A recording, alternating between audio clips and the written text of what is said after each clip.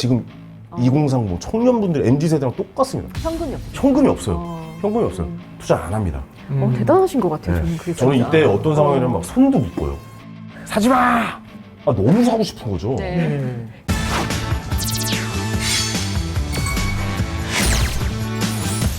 쩐에 관한 모든 썰, 쩐썰의 오건영의 오건영입니다. 경제 각 분야 전문가를 모시고 핫 이슈에 대해 묻고 답하는 쩐썰의 고수 시간인데요. 오늘은 또 어떤 고수분이 나오셔서 투자에 관한 인사이트를 넓혀주실지 너무 궁금합니다. 저도 옛날에 TV에서 이제 인기 개그맨으로 되게 많이 뵀던 네. 분이에요. 근데 요즘은 유망한 또 이 경제나 재테크 네. 이쪽을 좀 하시는 분으로 네. 이제 유명해졌더라고요. 개그맨에서 이제는 재테크 쪽의 셀럽으로 명성을 드높이고 계신 황현희 전문가님을 모셨습니다. 아유, 안녕하세요. 안녕하십니까. 안녕하십니까. 아, 네. 안녕하십니까. 예. 일어나서 인사하지 않나요? 아, 그렇네요. 네. 황현희 PD의 소비자 고발의 황현희입니다. 과연 그러면 우리는 대책을 어떻게 세워야 되는 것인지에 대해서 어떻게 흘러갈지에 대해서 조금만 좀 얘기를 해볼까요? 아는 만큼 돈 번다. 조사하면 돈 나와. 뭐 생각을 좀 해보자 라는 내용으로 이제 비겁한 돈이라는 제목을 줬죠. 맨날 TV만 뵙던 분이 아유, 또 이렇게 해서. 저야말로. 진짜 아유, 연예인이에요. 네. 진짜 연예인을 또 뵙네요. 아, 저는 진짜 선생님이셨거든요. 아유, 저 아닙니다. 경제공부할 때 정말 그 영상 설명해 주실 환전이라든가 뭐 환율 뭐 이런 거에 대해서 금리라든가 이런 거 설명 진짜 잘 들었었는데 이렇게 실제로 뵙게 돼서 영광입니다. 오늘도 아름다운 쩐썰입니다. 아니, 또 이게 좀 훈훈하게 만들어 아, 사실 주셔서 오늘 너무 우건 좋습니다. 형님 때문에 온 거예요. 감사합니다. 신한은행에 저한테 그래 왔으면 저 안 했을 거예요. 우건 형님이 계셨기 때문에. 아, 예, 감사합니다. 그렇습니다. 예. 아, 네. 예.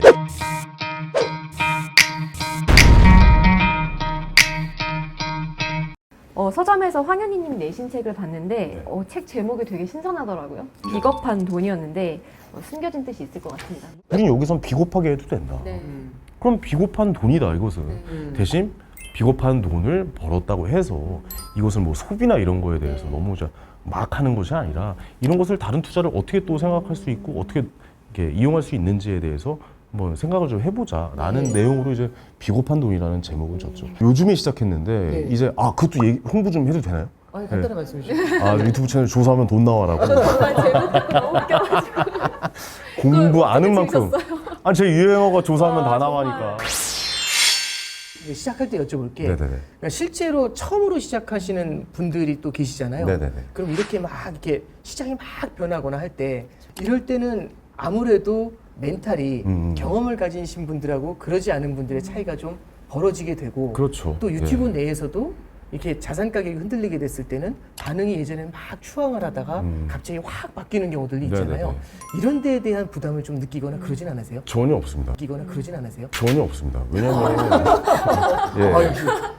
저는 지금 보고 계신 시청자 여러분들과 거의 동급이에요. 전 초보 투자자라고 제 스스로를 생각하는 거거든요. 그러니까 초보 투자자가 과연 어떻게 투자를 했을 때 이익을 낼 수 있느냐에 대한 고민을 많이 하기 때문에 단순합니다. 여러분들과 같은 입장이고 여러분들 생각을 저도 하고 있고 저도 어떤 타이밍에 매수 타이밍을 잡아야 될지를 고민하고 있는 사람이기 때문에 그런 저는 일단 업자가 아닙니다. 그러니까 예를 들어서 뭐 신한은행이고 그다음에 무슨 뭐 어디 증권회사고 뭐 어디에 소속돼 있는 투자회사를 운영하시는 분들은 사실 사지 마세요란 말 못 합니다. 네네. 예, 근데 저는 얘기할 수 있어요. 왜냐? 저는 어디 얽매여 있는 곳이 없거든요. 네네. 여러분들과 똑같은 입장에서 똑같은 공감대를 느끼고 있기 때문에 정확하게 얘기를 해줘야 된다고 생각하거든요. 그래서 저는 굉장히 좀 솔직하게 이야기를 하는 편이라 네네.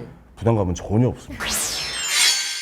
실제로 재테크로 일정 수준의 성공이라는 걸 만드셨고 그리고 재테크에 대해서 다른 사람들과의 정보 공유 같은 것들 이런 걸 좀 하시잖아요. 네네네. 근데 이제 사실 이런 질문을 좀 드려보고 싶어요. 기존에 활동을 하시다가 그걸 접고 이제 이쪽으로 이제 옮기시게 됐잖아요. 네네네. 그런 계기 같은 게 있으셨는지 그리고 지금 왜 이렇게 열심히 하시는지 그걸 한번 좀 여쭤보려고요.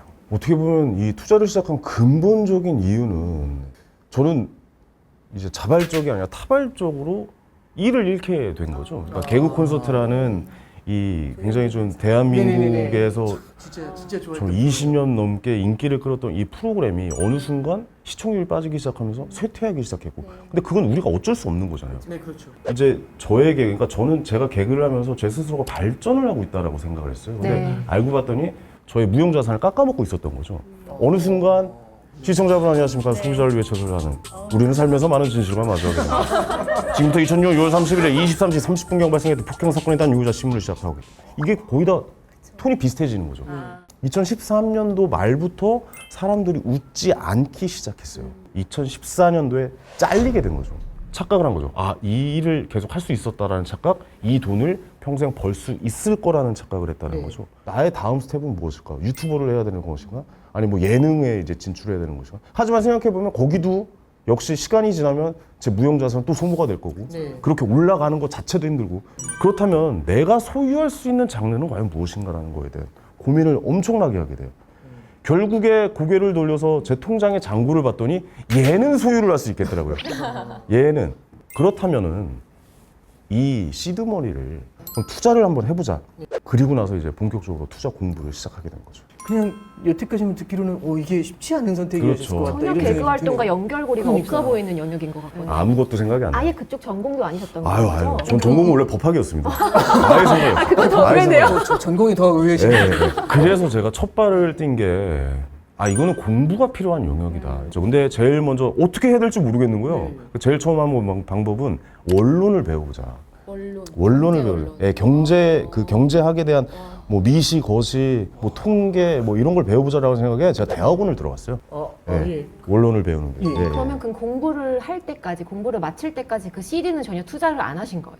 예, 보통 아예 되게 안 그런 했습니다. 유혹에 그렇죠. 많이 흔들릴 것 같거든요. 그게 핵심이에요. 왜냐면 그게 정말 대단하신 것 같아요. 뭔가 투자를 조금이라도 들어가 있으면은 사실 사람이라는 게 내가 테슬라에 돈을 넣었으면 테슬라가 오를 것 같다만 기사만 보여요. 그러니까 서울에 아파트를 샀으면 아파트가 오를 거라는 기사만 보이고 아파트 안 샀다면 아파트가 떨어지길 바라는 기사만 보게 된다는 이게 확증 편향이거든요. 그래서 저는 그 확증 편향을 굉장히 경계했어요. 아예 투자를 안 하고 공부만 일단 먼저 해보자. 준비가 될 때까지. 그렇죠. 근데 이제 경제학 원론이나 이런 것들이 물론 이제 토대가 되는 건 네네. 맞는데 그것만으로 투자에 들어가기에는 당연하죠. 사실 좀 예. 어려웠을 것 같아요. 그래서 예. 3학기 만에 휴학을 했습니다. 아, 3학기 만에 휴학을 했습니다. 아. 왜 휴학을 했냐면 제가 아까 얘기했던 제 피 같은 시드가 예. 등록금으로 깨지고 있는 거예요. 점점 사라지고 있으니까. 예. 실제 그 업에 계신 분들이랑 많은 이야기를 네. 해봤더니 그 형들은 회사에서 등록금이 나오더라고요. 난 다 내돈 갖고. 예. 너무 열받. 난 몰랐어요. 그때 신한은행에 다니셨던 형도 있어요. 이 방송을 보고 계실지도 모르겠네요. 당장 때려치고 서점으로 달려갔죠. 그때부터 서점에 있는 책들을 거의 다 봤다고 생각이 들어요. 정말 재테크 책을. 예. 이 경제도 결국 심리고 공감대거든요. 맞아요. 진짜 너무 중요한 얘기죠. 결국 이 공감대를 어떻게 찾아낼까 하다가 자판에 깔려 있는 게 잘 생각해 보면 지금 현재 유행하는 거란 말이죠. 그때부터 그 자판에 깔린 책을 다 읽고 접어놓고 나서 저쪽 뒤에 책꽂이로 달려갔어요. 그때 가서 이제 그 책들을 전부 다 또 뒤에 있는 이면의 책들을 보기 시작한 거죠. 유행이 한번 지나갔던 과거를 다뤘던 책들을 읽어보니까 돌려봤죠, 회로를. 이게 얘네들이 지금 이게 무슨 얘기를 하고 있는 거야? 여기는 지금 끝났다라고 그러고 옛날에 썼던 건 부동산의 그 호황기에 나타나고 그렇다면 이거 한번 돌지 않을까? 사이클이 있다는 패턴이 돌지 않을까라고 생각해서 제가 그때 용산에 아파트에 전세로 살고 있었을 텐데 부동산으로 달려갔어요. 근데 서울 아파트에 대한 수요는 충분하겠구나. 왜냐? 전세가가 이렇게 매매가 대비 올라와 80% 70% 육박해 있는데 여기에 살고 있는 거 보면은 이 수요에 대한 거는 걱정할 필요가 없겠다. 그쵸. 그것은 서울 아파트다라는 생각이 들어서 그때부터 첫 투자를 시작하게 됩니다. 그럼 여기서도 사실 이제 말씀해 주신 게 초보 투자자들 분들 중에서 이제 2030 같은 케이스에서는 초기 자본금이 없으면 아무래도 조금 시작하기 어려운 게 부동산 투자일 수 있잖아요. 그럼 이제 주식 투자 쪽으로도 이제 조금 이렇게 그 영향을 좀 넓히셨을 거잖아요. 주식이라든지 금융자산 쪽으로 그런 케이스는 어떻게 처음에 시작을 하시게 됐나요? 이제 그 아까 말했던 이제 금융 쪽에 투자를 하기 시작한 것은 약간 좀 다른 계기예요. 사실 부동산 투자를 해서 부를 이루신 분들은 이 삶이 그렇게 크게 변하진 않지만 이 주식 관련한 이 투자를 하신 분들은 이 환급성이 뛰어나다 보니까 삶이 굉장히 다이나믹하게 바뀐다라는 얘기를 하는 거예요. 그래서 저 무릎을 딱 쳤죠. 아 그래? 그러면 내가 지금부터 공부를 해보겠다. 예. 그리고 나서 또 은둔형 외톨이가 됐어요. 이번엔 얼마나 이것도 2년 했어요. 2년이요. 이거는 굉장히 스토리가 많은 게 저도 이때는 부동산에다 돈을 다 박아놨기 때문에 지금 2030 청년분들 MZ세대랑 똑같습니다. 현금이 없어요. 현금이 없어요. 현금이 없어요. 그러니까 어느 정도 노동을 창출해서 이렇게 현금을 확보를 해놔야 되는 시기여가지고 역시 2년간 아무것도 한번 하지 말고 한번 해보자라고 해서 주식 공부를 이제 시작하게 돼서 다시 서점으로 달려가서 그때 뭐 월가의 영웅부터 해가지고 현명한 투자자 돼가지고 그 고전들 뭐 레이 달리오부터 시작해가지고 뭐 하여튼 모든 고전들을 다 이제 섭렵하기 시작했죠. 그게 한 6개월 정도 제가 책을 본 거예요. 근데 이 중간중간에 저는 막 행사를 뜁니다. 막 그래서 CD를 어느 정도 이제 탄탄하게 모아놓고 그리고 나서 책을 읽으면서 공부를 해서 준비를 해놓고 이제 시장을 바라보는데 제가 그때 공부하면서 느낀 거는 우상향할 수 있는 시장은 과연 어디인가라는 거에 대한 고민을 많이 했어요. 그렇다 보니까 그때 당시 S&P 500이 지속적으로 이제 정고점을 뚫어넣어서 약간의 조정이 있었고 계속해서 이제 가고 있는 상황이었어요. 자, 미국 시장에 좀 도전을 해보자라는 생각으로 그때부터 이제 미국 시장에 대해서 엄청나게 공부를 했는데 똑같이 또 발생하게 됩니다. 아, 너무 사고 싶은 거죠. 근질근질. 내가 사면 될 것 같은 거예요. 왜 그런 뇌피셜이 돌잖아요. 근데 마이크 타이슨이 그런 얘기 했잖아요. 누구나 계획은 있다. 한 대 쳐 맞기 전까지. 예. 마이너스 30을 한번 쳐맞으면 진짜 뭐야 이거 뭐 이렇게 되잖아요. 그리고 나서 거기서 끝내지 않잖아요. 이걸 만회하려고 또 무리하게 또 다음 투자를 들어가니까. 그래서 저는 그때도 투자 안 합니다. 대단하신 것 같아요. 저는 계속적으로 제게 책에도 썼던 거 중에 제일 확실한 그 키워드 중에 하나가 쉼이에요. 사실 우리 초보 투자자, 그러니까 전업 투자자가 아닌 분들은 지금 사실 돈을 벌 수 있는 상황은 아니거든요. 저는 지금 무조건 쉬어야 된다라고 얘기를 해요. 그래서 저희가 전하는 메시지는 단순합니다. 제가 정의 내리고 있는 쉼은 노동을 통해서, 그러니까 내 시간과 노동력을 팔아서 이제 월급이라든가 이 캐시플로우가 발생하고 있지 않은 모든 순간 저는 이것을 쉼이라고 생각을 하거든요. 예를 들어서 이제 영어 공부를 승진을 위해서 영어 공부를 하는 거는 그 쉼의 영역은 아니죠. 그건 일이라고, 노동이라고 평가를 하지만 하지만 여행을 가기 위해서 영어 공부를 한다는 것은 그 쉼의 영역에 들어간다라고 얘기를 하는 거예요. 왜냐면 이윤을 발생시키지 않으니까 이제 드리는 말씀이죠. 어떤 때가 반등의 타이밍일까, 어떤 때가 바닥권일까라는 고민을 하고 계시고 어떤 그 시점을 잡고 계시다면 그것도 저는 쉼의 영역이다라고 좀 평가를 하는 거예요. 그래서 쉰다라는 것은 내가 투자를 하는 모든 영역을 다 떠나서 아무것도 하고 있지 않고 시장을 잔심을 남겨서 바라보고 있는 그 상태, 그게 바로 쉼의 영역이다. 저는 쉬는 것도 투자다라고 생각을 하거든요. 사실은 많은 분들이 사실 투자의 초보일 가능성이 높잖아요. 거의 대부분. 그렇죠. 그럼 대중적인 쉼이라는 것들, 언제 쉬고 언제 우리는 투자의 영역에 들어와야 되는지 이런 것들을 가르는 어떤 가이드라인 같은 게 있을까요? 혹시 질문들이 굉장히 날카롭네요.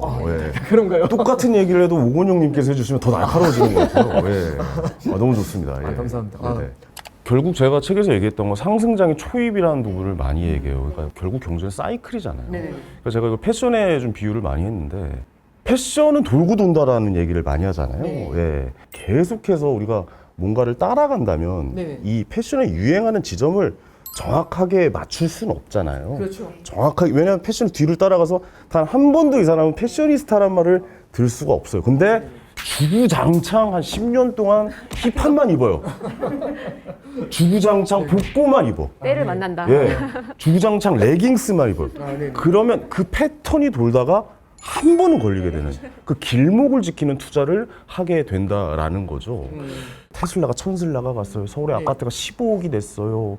뭐 어디 이제 NFT가 유행을 하고 있어요라고 해서 계속 뭔가 언론에 노출이 되거나 사람들이 많이 흘러가는 방향 쪽으로 지나가시다 보면은 결국 그 길목을 잡을 수 없다. 쉬면서 어떤 길목이 올지를 예상하고 공부를 하는 것이 우리의 그 흐름을 잡을 수 있는 유일한 방법이다.